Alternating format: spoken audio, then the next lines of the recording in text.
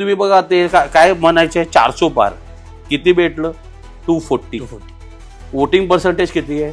फक्त 36% वोट भेटलाय नरेंद्र मोदी साहेबांना. म्हणजे जे म्हणतात ना की देशमध्ये 80% हिंदू आहे, अरे त्याच्यावर तुम्ही पर्सेंटेज बघा ना, 140 करोड लोक आहे, 80% हिंदू आहे, म्हणजे 100 कोटी. 100 कोटी जे 100 लोक वोट करतात त्याच्यावर फक्त 36% वोट भारतीय जनता पार्टीला भेटतात.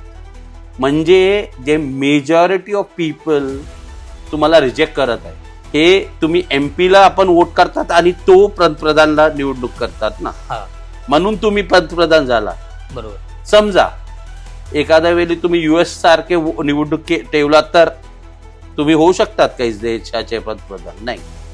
म्हणून majority of people have rejected. मला एक राजकारणी म्हणून असं वाटत होतं की काँग्रेसचे मोठे मोठे जेलमध्ये जाणार, कोणी गेलं नाही. आणि ज्याच्यावर तुम्ही वारंवार आरोप केला तो सगळं तुमच्या बाजूने आहे.